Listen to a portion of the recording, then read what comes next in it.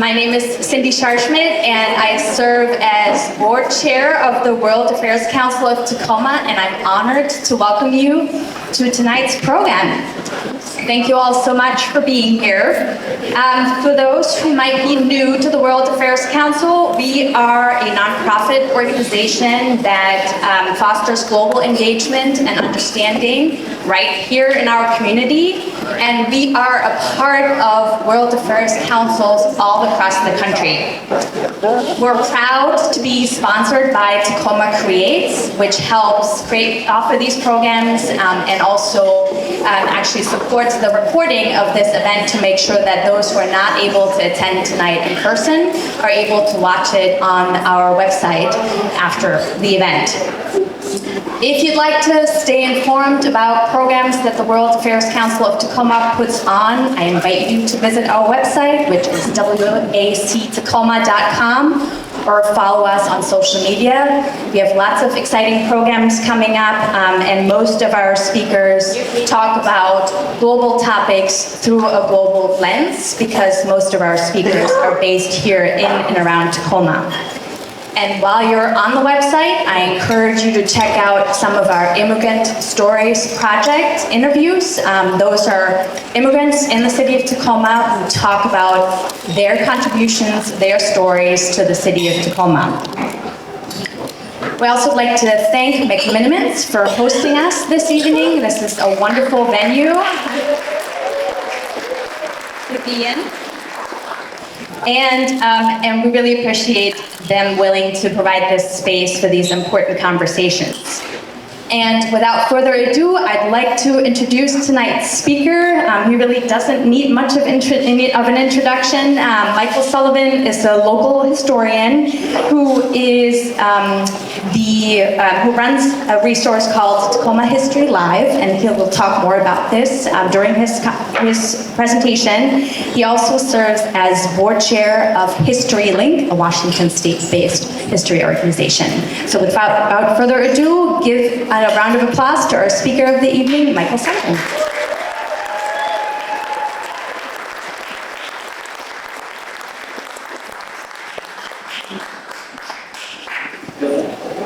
Hello. You know, I think about the way that, maybe you do too, about the way that time explains place, how time and history sort of are a caption for a place when you go there. But I also think about the way that place explains history and time, and just that importance of how the story that binds time and place together is really the essence of what we think of as a culture.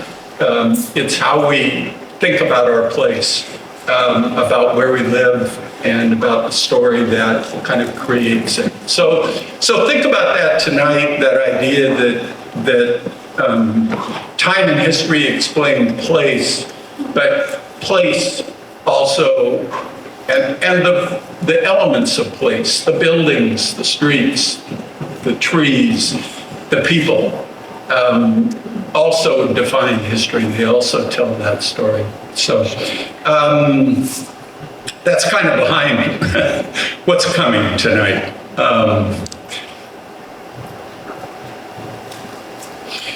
You know, I've done this for 3 years now. In the last 2 years, we called it Tacoma Immigrant City, and without really thinking about it, what I was doing in explaining the way that this place we live in began to take shape because of the people that were already here giving it place, but also the people that immigrated here, and how that patchwork of cultures and experiences and journey stories that brought people here as they began to come together and create neighborhoods, how that gave the city a physical being and an intellectual place. So without thinking about it, I kind of followed a chronological order, being a historian, but in the beginning, talking about those first immigrants and the first neighborhoods to take shape. And then in the second part, talking about kind of almost a second wave of immigration that comes around the turn of the century and into the 1920s. So it occurred to me that maybe this year, it's time to pick up where I left off in the 1920s, at the end of the 1920s, and start to look at the forces and the elements that began to, because the city had largely taken shape, how that began to change the city, and how the city we see today is partly, and maybe more than most cities, reflects those early folks that came here, that our Puyallup people welcomed here. But then in this third chapter, talking about some big forces that begin to rewrite some of those neighborhoods, and in some cases erase some of those neighborhoods entirely. Part of it's due to just generational change, where dense, ethnic neighborhoods, the Norwegian neighborhood, that generation pass away and their children go on into other occupations or other places, and that starts to blur that particular part of the city. But in some cases, there are dense neighborhoods of immigrants who are violently removed and erased, deliberately erased, like our Japanese communities. And isn't it exciting to do what Jemiah is going to come back to? With my good friend Tomiko Nomura, we had the great pleasure of touring Toby Nomura Gusher, the elder who grew up as a 5-year-old kid. And if we have a chance, we'll go to a photograph of him standing on the street in Tacoma in 1928, standing on the street with his family in downtown on Broadway. But that's not part of today. In any event, just so you know, my thoughts tonight are going to be about really picking up the forces that begin to modify the patchwork city that was the immigrant city that was in its first edition, if you will, and start to talk about some pretty major forces that in some cases modified and in other cases erase that immigrant city that took form here beginning in the 19th century. So where I left off in the last chapter in the late 1920s, we were largely a city of neighborhoods that were linked together by public transportation that was streetcars, elaborate streetcar system. Tacoma, as you may remember, was born because of the coming of the railroad, so it's no big surprise that we had a first-rate rail system, transportation system that extended out and pretty well filled in the city. Also remember talking about the fact that we are a port city, tried to really stress that, and the fact that somewhere between 2/3 and 3/4 of our city limits are not negotiable. They're saltwater shoreline, so we're not going to sprawl in that direction. And by the 1920s, we were pretty much getting to, there were other little incorporated cities and stuff, Fircrest and Parkland, and we were starting to get kind of locked in. So really by the late 1920s, Tacoma was done growing in a geographic sense. We were pretty well fixed. So I'm going to pick up tonight just at that point where we're kind of having the experience of those last incorporations, the last edges are beginning to take shape, and we're getting to the modern city that we have today. This map on the right is from 1920, and you can see on the west side there's quite a bit of unplatted area. By the late 1920s, Tacoma had about 6,500 blocks of residential neighborhoods. Today, we're not quite at 8,000. So if you, just by that math, you can see how far along we are in terms of how developed we were by the 1920s. The other thing that's going to happen is in the 1920s is going to be, and have an immense effect on us, is going to be that we're changing our mode of transportation.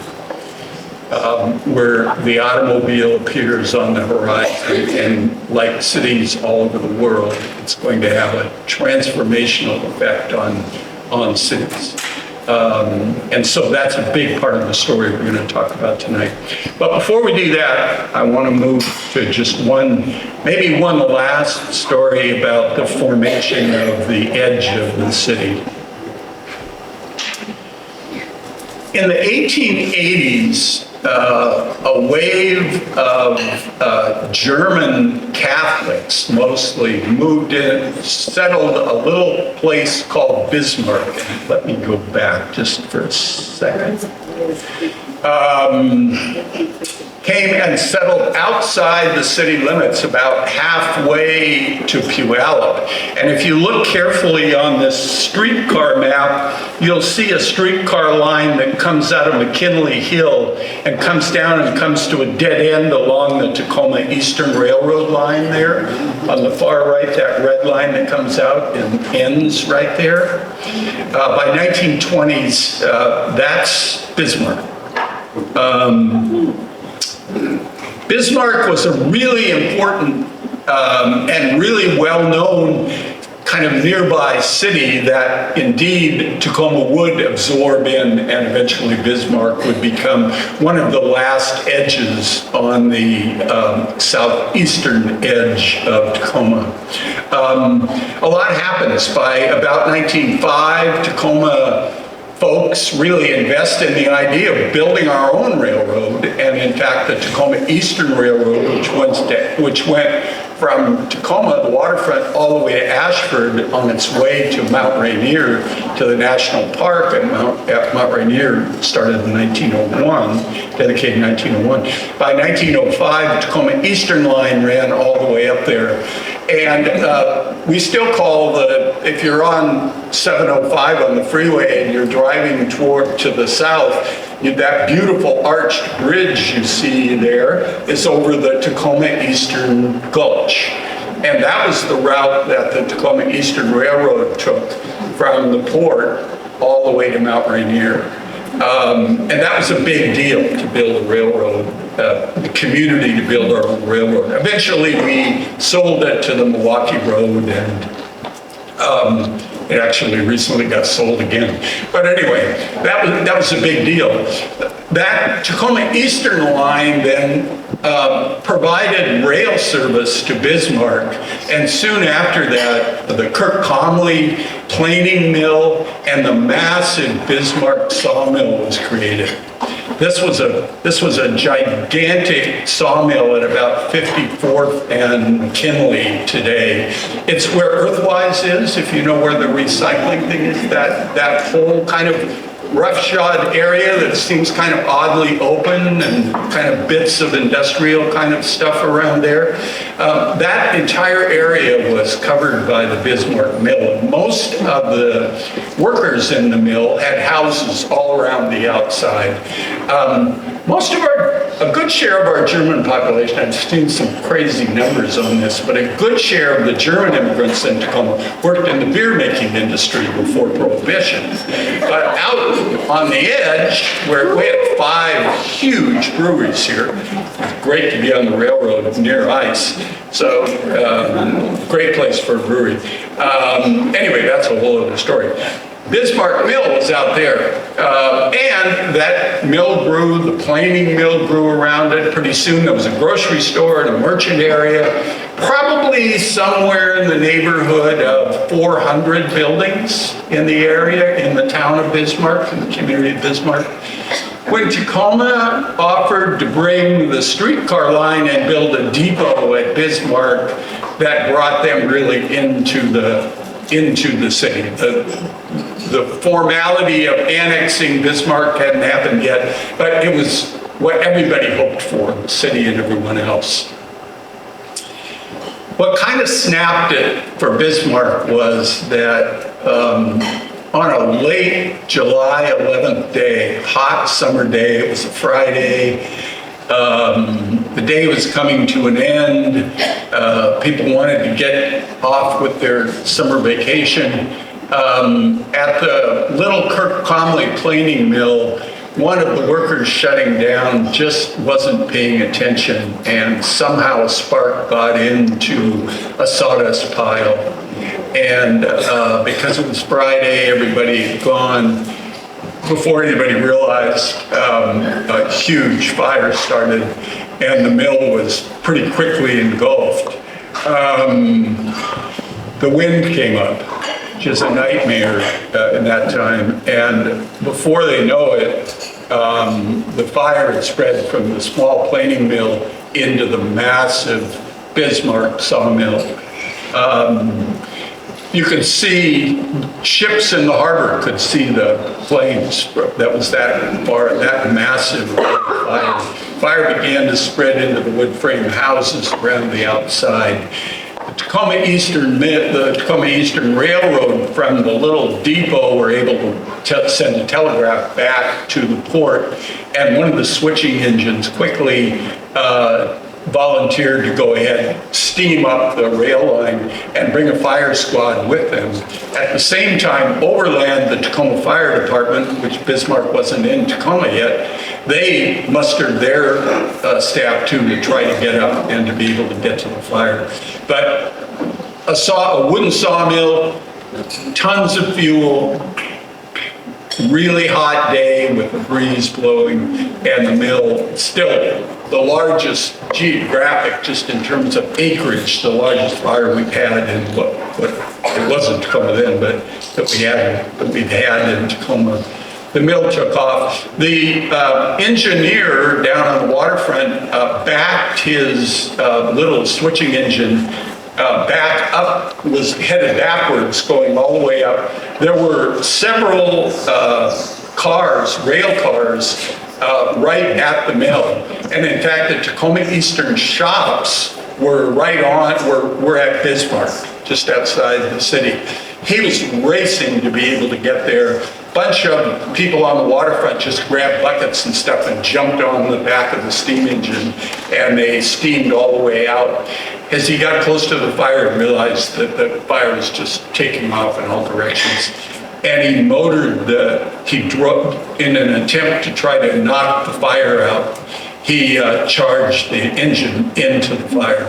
The fire was burning so hot that the rails had melted. The engine tipped over, and this is just, for a city built in the railroad where so many people worked in either the sawmill industry or worked for the railroads, the Northern Pacific Railroad. This was everybody's nightmare, and everybody's trying to rush in. The engine just charges into the flames, the rails fail, the entire engine topples over, 2 guys are killed immediately.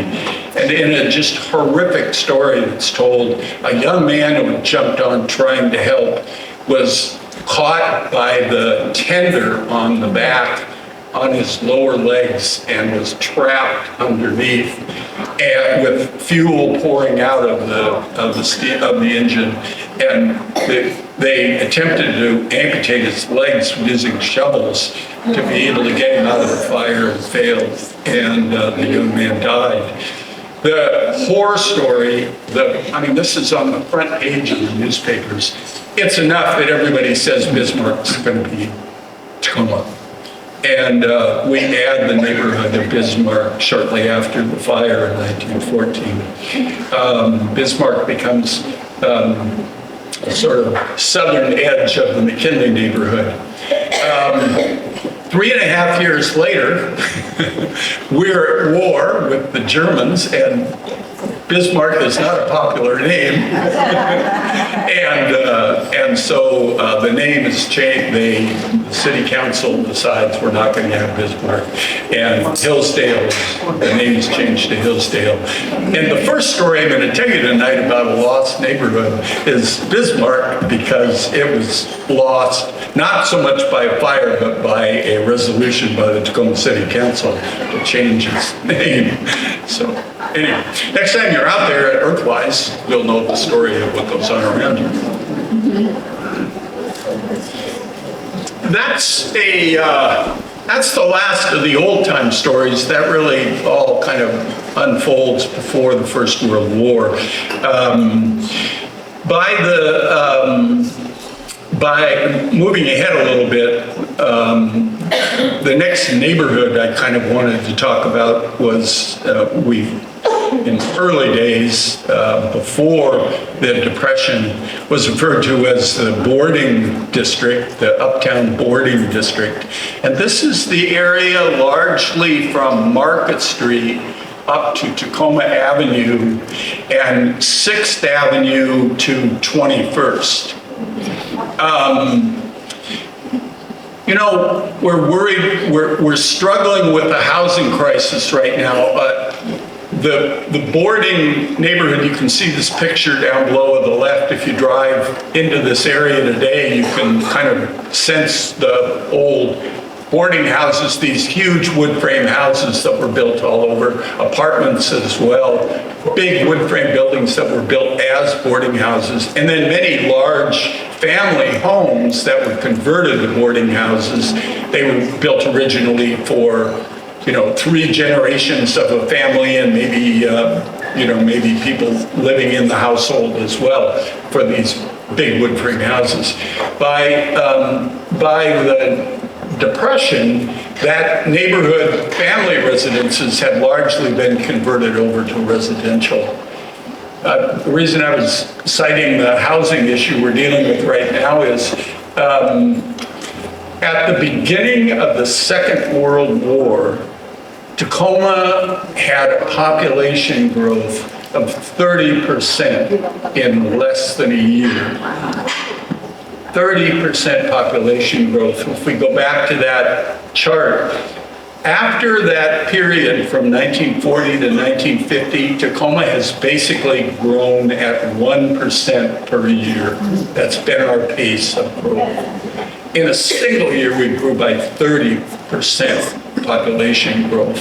And it still was the largest, percentage-wise, the largest decade of growth in Tacoma's history was during that time. Now, taking away the pioneer days when there's 6 people and then all of a sudden there's 2,000. But in modern times, that's far and away that decade from 1940 to 1950, huge population growth, 30%. The way, because of the war, the onset of the Second World War, and the waves of wartime workers coming into Tacoma to work in the waterfront, to be at Fort Lewis, jobs all around, the way we absorbed it was not by building new buildings.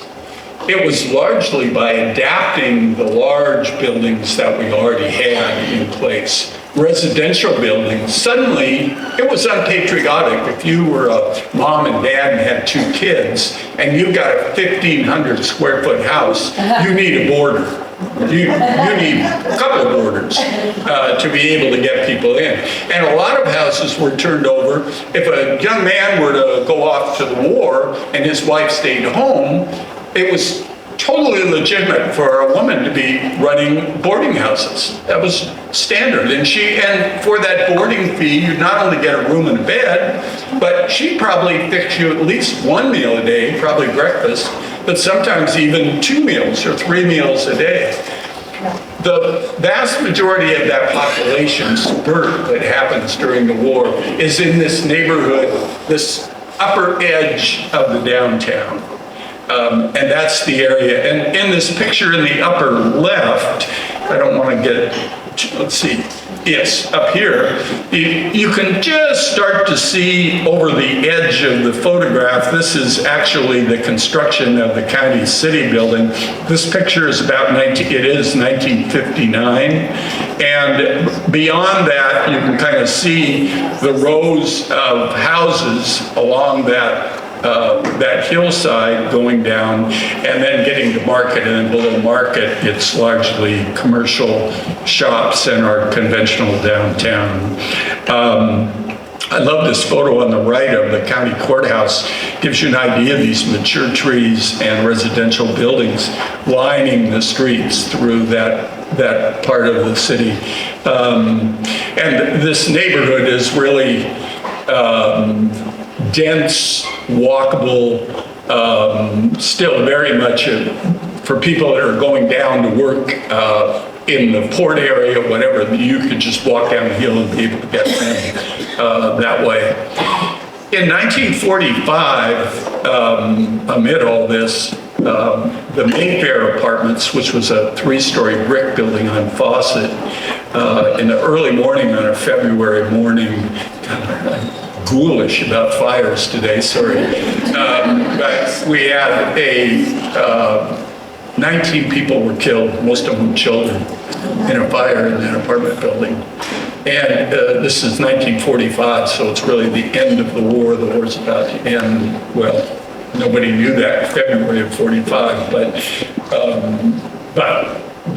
it's near the end of the war. But the Mayfair fire was a indication, was a signal that the crowded housing conditions in what would become the Fawcett project, the Fawcett neighborhood, was really getting untenable.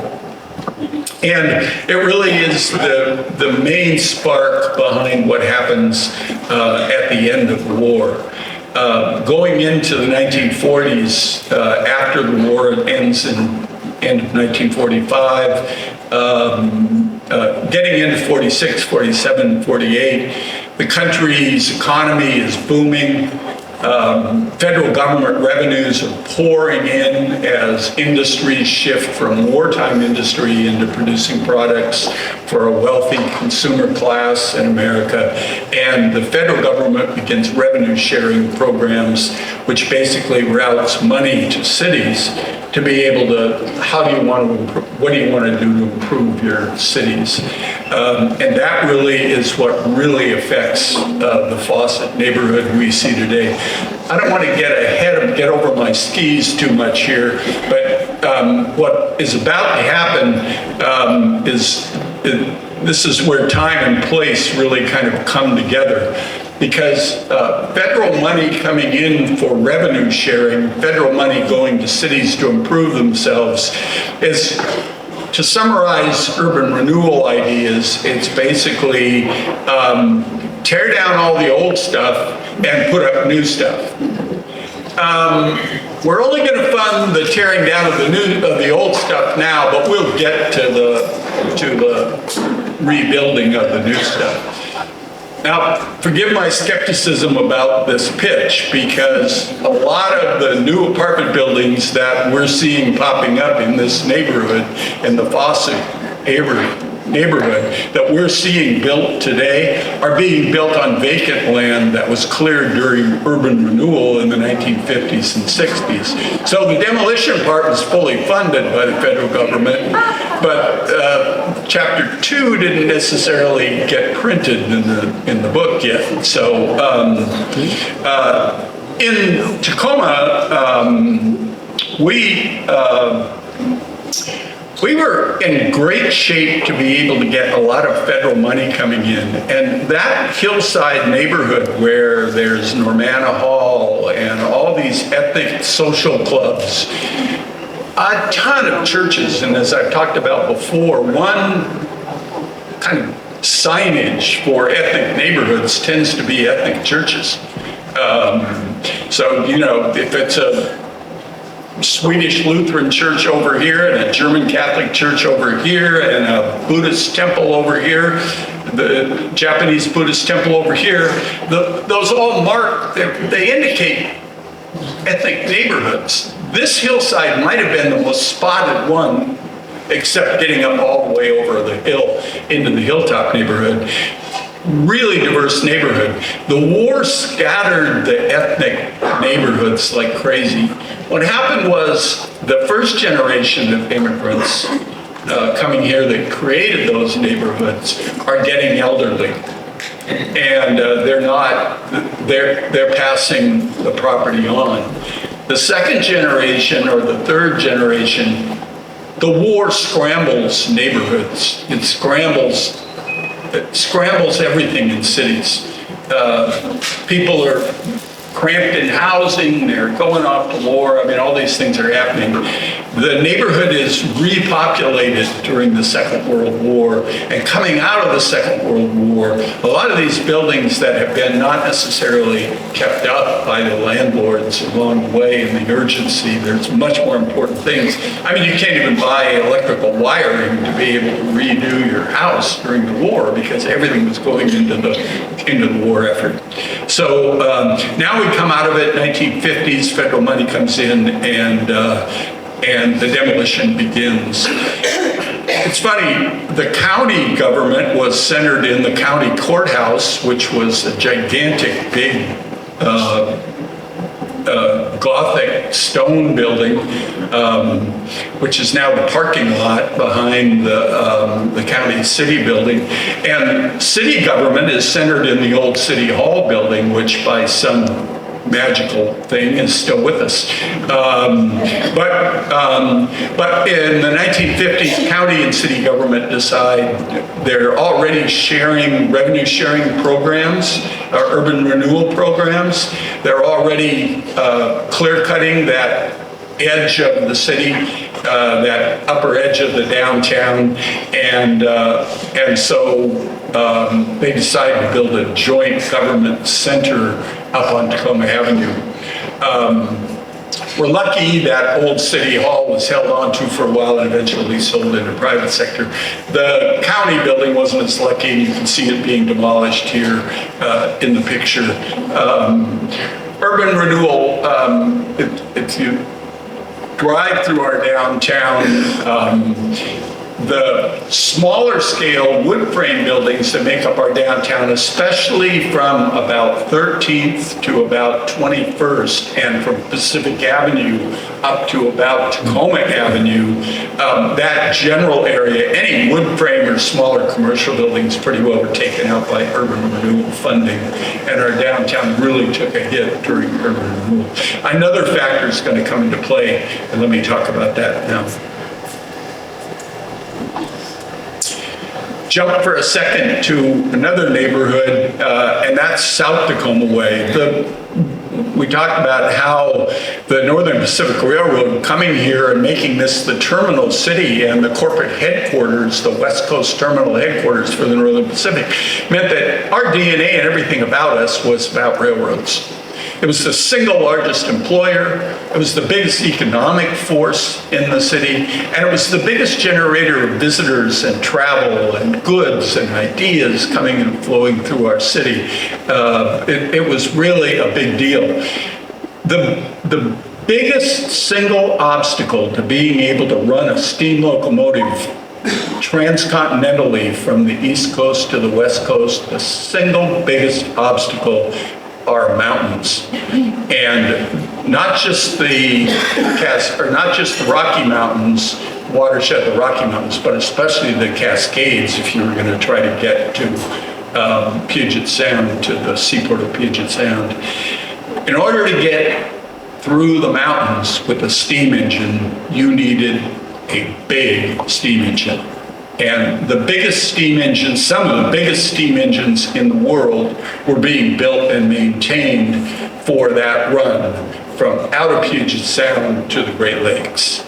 The shops for the Northern Pacific Railroad were in South Tacoma. And this is where the watershed debate's going on around the edge, their warehouse development in South Tacoma. If you're driving out South Tacoma Way, that vast big tract of empty property there on the right, just over the railroad tracks, at about 56th and South Tacoma Way, that entire area where the city shops. That lower picture captures just a portion of the huge, massive brick shops that were there, where these engines were maintained. And you can see the substantial sort of brick building behind this big steam engine here in South Tacoma. The workforce to be able to operate that was immense. And largely the middle class, working class neighborhoods for people working in the NP shops pretty much filled everything from South Tacoma Way all the way down to almost 80th. And all the way over to Wapato to Park Street, if you know where that is. That workforce for the NP largely populated that area. And South Tacoma Way, South Union it was also called, became lined with shops. That was day to day. The main streetcar line ran through there. Butcher shops, bakers, Japanese laundries, an immense commercial district, a city unto itself in South Tacoma. But steam becomes outdated, the automobile comes along, shops end up starting to shift down. By 1928, the NP have moved their headquarters out of Tacoma, and the shops were beginning to close. And the Depression was setting in 1929. So those jobs were beginning to go away. The thing that kind of comes along on South Tacoma Way is that in the early 1920s, 1921, we pass a gas tax and we begin to build a highway system for automobiles. And one of the important highways is Highway 99, Highway 1, which is the West Coast North-South Highway. And our Highway 99 came through Tacoma on South Tacoma Way. It came up South Tacoma Way, wound through Nally Valley, through Nally Valley. Java Jive was one of those kind of street highway stops along the way, and then out Wallop and on to Seattle. That was the route, the main route, the main automobile route. And today there's just a legacy of car dealerships out there. It used to be little cabins and motels. On my blog there's lots of stories about that neighborhood. Wonderful, amazing neighborhood, great stories, very diverse. There was a Japanese business community. Some of our earliest African American community members were in that area and part of the workforce. So in a way, the automobile kind of keeps vitality, keeps blood running through the artery of South Tacoma Way, through the Depression, through the 1920s, through the Depression.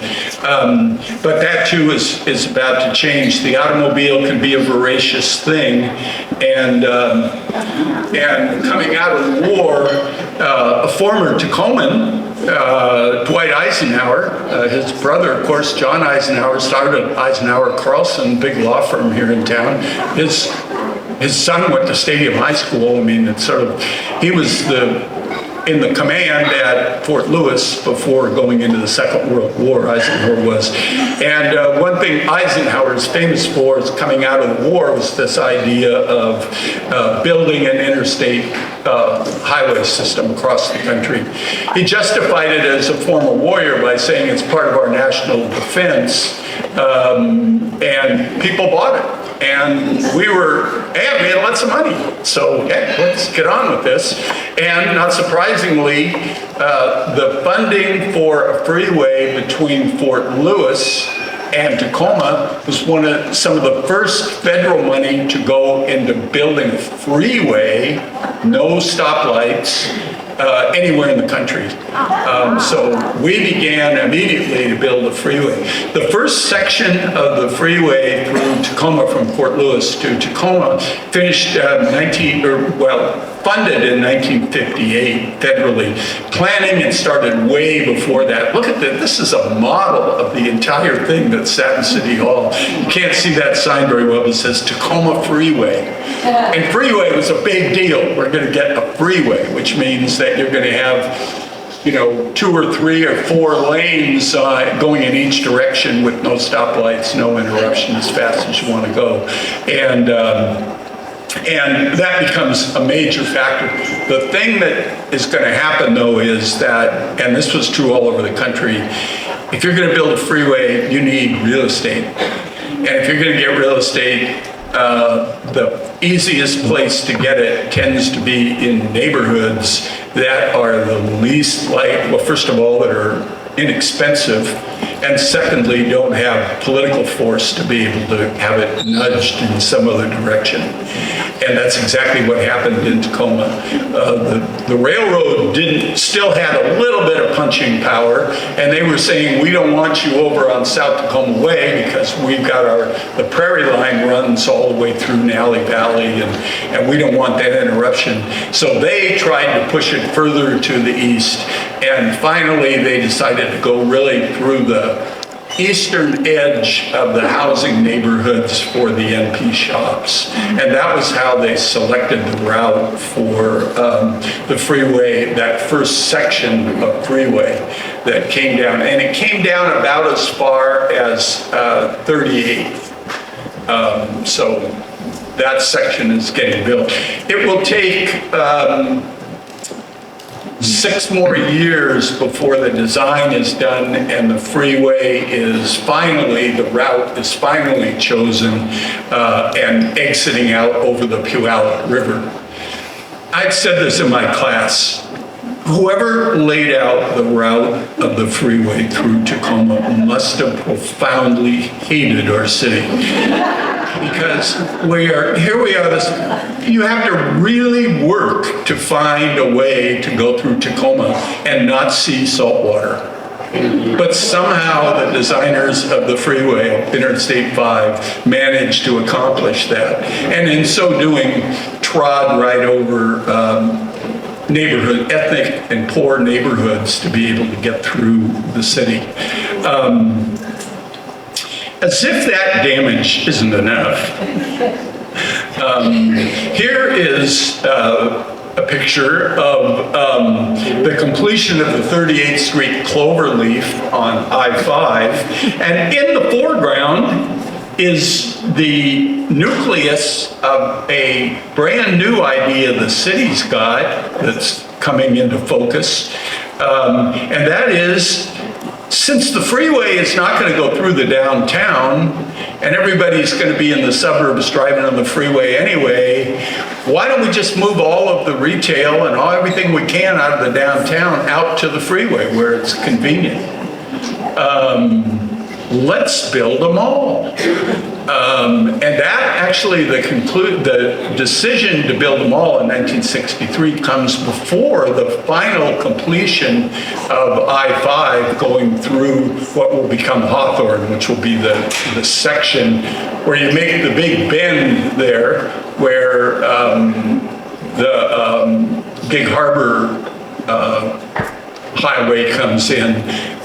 Right at that bend, you can see it already taking shape here.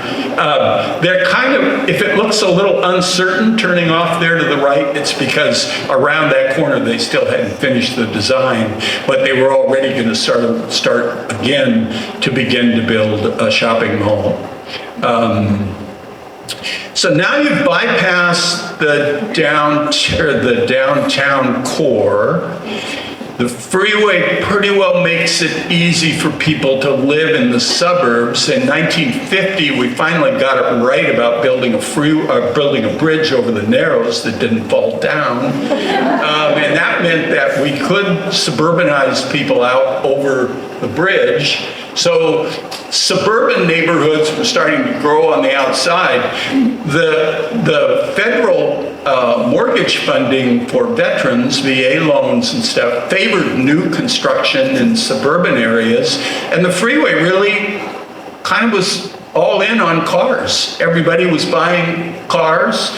You could drive through everything all of a sudden. It was, you don't even have to get out of your car. You can drive through and get, drive through bank, drive through movies, drive through,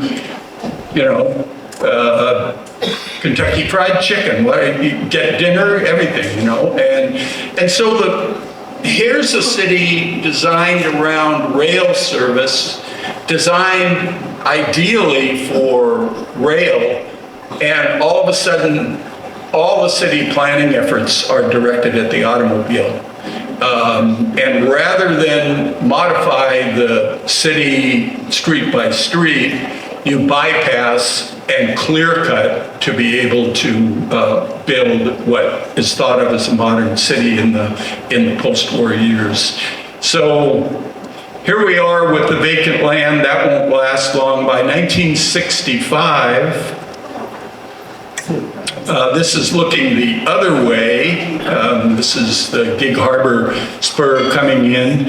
This is the shopping mall area, the Tacoma Mall. It opens in 1965. I-5 from Tacoma to Everett won't be finished until 1967, so the mall gets built really early. The mall first opened in 1965, then, let's see if I've got the dates quick here.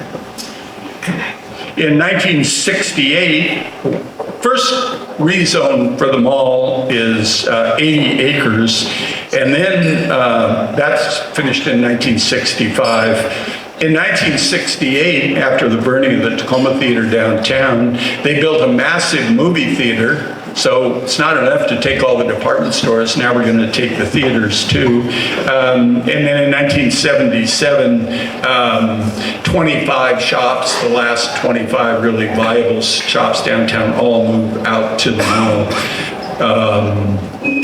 And really, this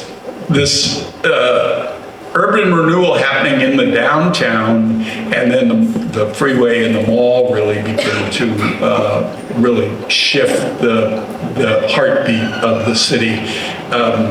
I think I wrote somewhere that it left the downtown like a huge sucking chest wound. I mean, it was that devastating to the downtown in the 1960s, but it did lead to the building of the mall. It also severed the residential neighborhoods in South Tacoma dramatically. So a lot of the odd little ethnic neighborhoods, we had a small little Finnish neighborhood with a church. We had a Polish Catholic church, which is still with us. That's also affected the residences for the people pretty much are eliminated by the building of the freeway.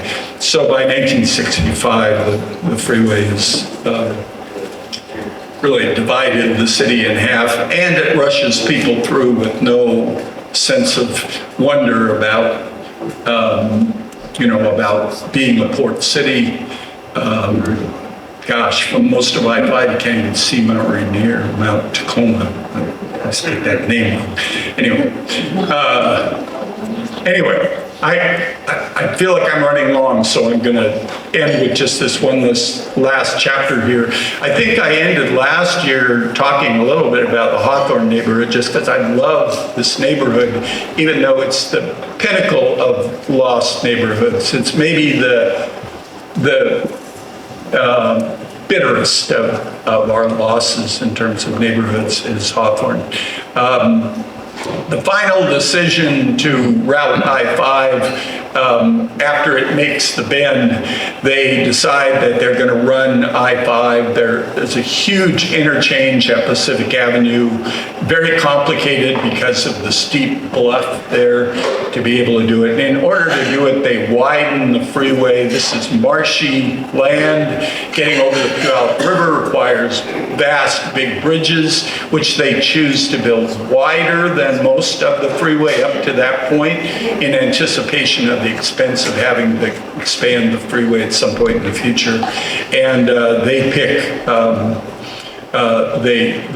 the old route of 99 Puyallup Avenue to run not right over Puyallup Avenue, but tucked up against the McKinley Hill and against McKinley Park.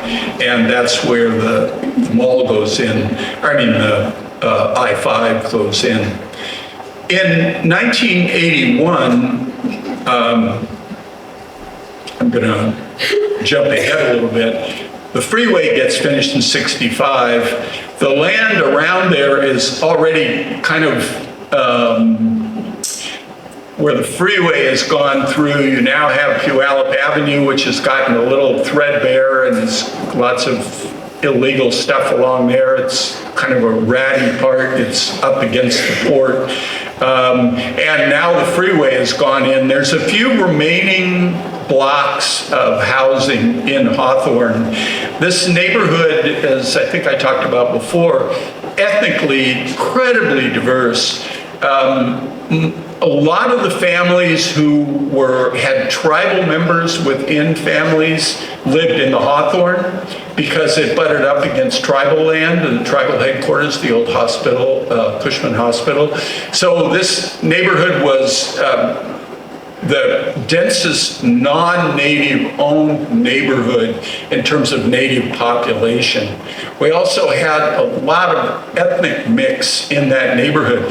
After the freeway went through and the noise associated with it, a lot of the properties that were in that neighborhood, first generation immigrants, sold their property, they got picked up and became rental properties. So that weakens the neighborhood when there's not home ownership, and that's starting to have an effect on the Hawthorne after the freeway is done. I don't have time to go into all of the machinations and politics of the city during this time, but suffice to say that efforts to try to revitalize the downtown in so many ways, Broadway Plaza, restoring theaters, all kinds of stuff. Really nothing quite took off. But one idea that did get traction in the 1970s was to build a mini dome, to build a facility, a sports facility, an event facility. We were still doing most of our events at Stadium Bowl. So this was a big deal. And as the city began to look at where to go into that neighborhood, or where to go for that dome, they looked at several different locations. Here's a newspaper story showing the remainder of the Hawthorne neighborhood between Foss Waterway and I-5. This area got picked for the dome in 1981. And using eminent domain and other forces, the city stepped in. They were able to buy most of the property. Several of the neighbors there, this gentleman right here actually owned his house and sold it.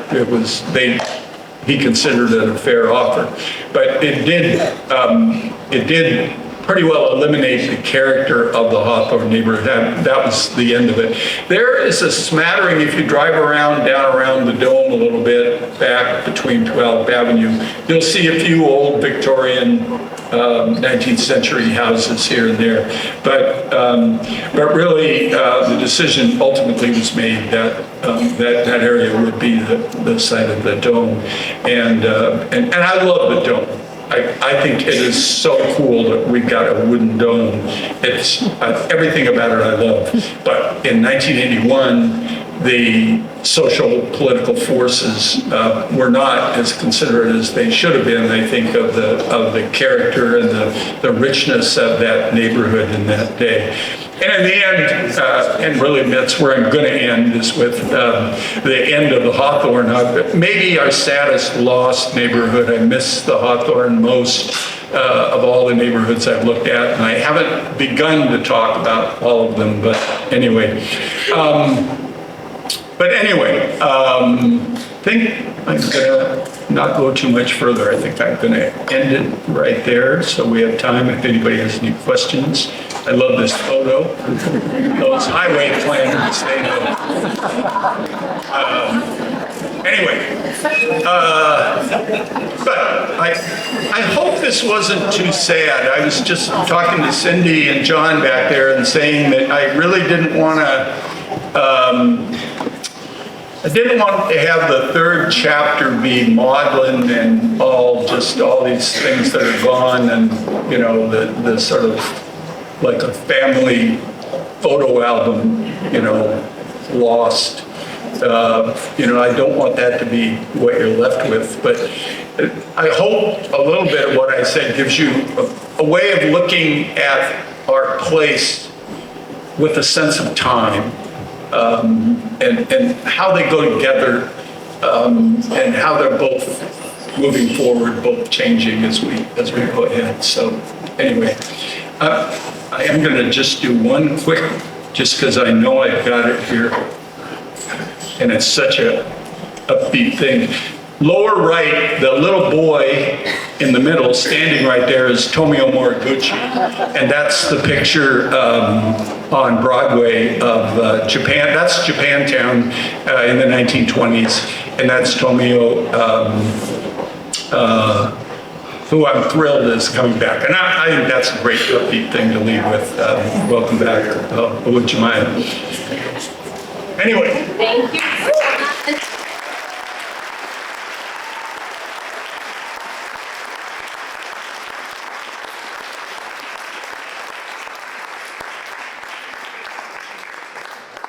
Thank you so much to our distinguished speaker. We have maybe 10 minutes for some questions from the audience, and I do have a microphone here, so if you have a question, please raise your hand so I can get this microphone to you and we can record your question.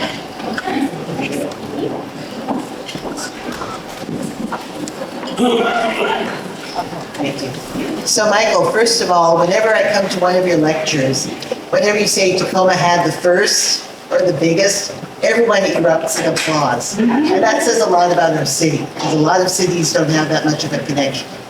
But when you talk about the South Tacoma area where the railroad yards were, I'm really fascinated with the history of boarding houses in Tacoma because of my interest in the immigrant communities in Tacoma and the Old Town boarding houses and everywhere else where immigrants first found a home.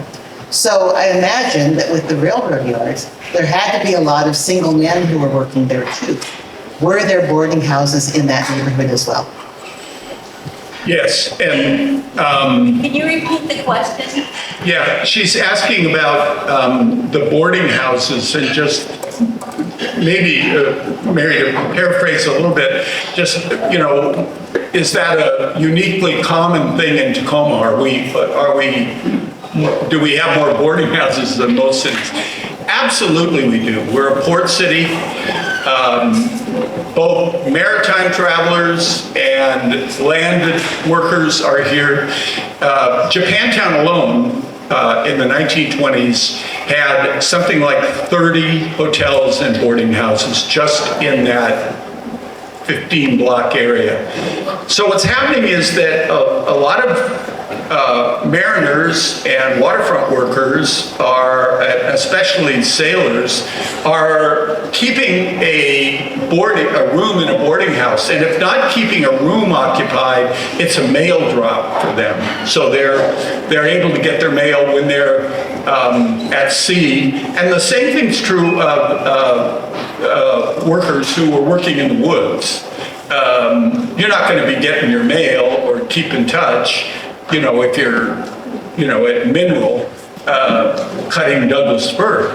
But when you come back to town, you have a place to stay. Also for single men, the reason Japantown was so international was that Japantown also, first of all, they had the safest hotels, but also steam baths, sentos, so that if you've been nowhere near getting the muck off you for 3 months in the woods, few things are as delightful as being able to sit in a warm bath and soak the months of dirt out of you. So, but our fraternal clubs, Swiss Hall down in the University of Washington, had apartments upstairs, had single-room apartments upstairs. A lot of our ethnic fraternal halls had kitchens and rooms to rent. And surrounding the fraternal halls and churches tended to be boarding houses. So there were travelers, there were adventurers, there were workers, there was a floating population in Tacoma that was always much bigger than what the census showed in terms of, in terms of the city. But Mary, you're absolutely right, where boarding houses were, and they do, this is true in Ireland too, families would, when 3 generations were all living under one roof, you'd have, 1,500, 2,000 square feet. This doesn't sound like anything compared to mini mansions today, but 3 generations living in a 2,000 square foot house was pretty rich, wealthy community, household. But when the kids go away or the parents aren't there anymore, and you've got the house, the way to support it is to go ahead and convert it over to boarding. And even on Yakima Avenue, our most luxurious neighborhoods, you had multiple mailboxes and boarding in the houses. So we'll get back. Go ahead. We have a house that was built in the early 20s, and it was moved to our current property in the 60s. And I was wondering about, with the freeway changing and the neighborhoods changing, like how much of the homes were just moved to new property and how much was just demolished? There were some moved, but not many, unfortunately. And if the house was built in the 1920s, it's going to be a little bit smaller than the houses before it. But I love houses from the 20s because by the 1920s, Tacoma was a big producer. We were importing woods from all over the Pacific Rim. So yards of mahogany and Philippine hardwoods coming in. Wheeler Osgood was one of the company out in the port, was one of the largest producers of sash and door, interior 5-panel doors, wood trim, windows, all that stuff made out of whatever you want. Teak. It's not all Pacific Northwest conifer anymore. So, and in the 1920s, right after the First World War, there was huge amounts of hardwoods coming in. And in the 1920s, you have oak floors, you have mahogany baseboard and trim, mahogany interior doors, real common, beautiful tile work out of California mostly, around fireplaces and bathrooms and stuff. They're just, and all handmade and assembled. So, but houses start getting a little bit smaller. The automobile comes along, so you're starting, thank God it's not until the 1950s, 1940s that we start making the garage door bigger than the front door in your house. In the 1920s, you might have a garage built in, but it tends to be subordinated to the formal design of the house. And then after the 20s, sadly, everything goes downhill. Very little gets built during the Depression, during the 30s, and coming out of the war, there's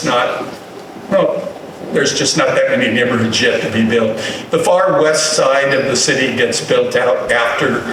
It started to get built when Galloping Gertie was being planned in the 1940s. People started to, or late 1930s, started to move west, started to be plats. But then when the bridge failed and the war hit, that push to the west kind of dies out. And then 1946, 47, 48, and on, you start to have the ranch-style houses, the post-war ranch-style houses with the big garages. And picture windows so big that you can watch your neighbor's television in the living room. All right, we have time for one last question right here in front. Please tell us how to get to your blog. It's real simple. It's Tacoma History, just all one word, .live, L-I-V-E. It's a WordPress site. I taught Northwest history for about 25 years at UW, and I was always going to write a textbook to pick up when Murray Morgan's Puget Sound ends about 1920. I was going to write a textbook, but I was convinced by my students that because the primary documents for the history of the Northwest after the 1920s tend to be photographs and film and media, that I'd be better off going online. And also I'm board president at HistoryLink, so we also they had pioneered using that website for all that. So you'll find photographs and film and lots of long essays and stories, and everything I covered tonight is covered over and over again somewhere in there. It's got a good search engine too, so you can start. Wonderful. Well, thanks again to our distinguished speaker.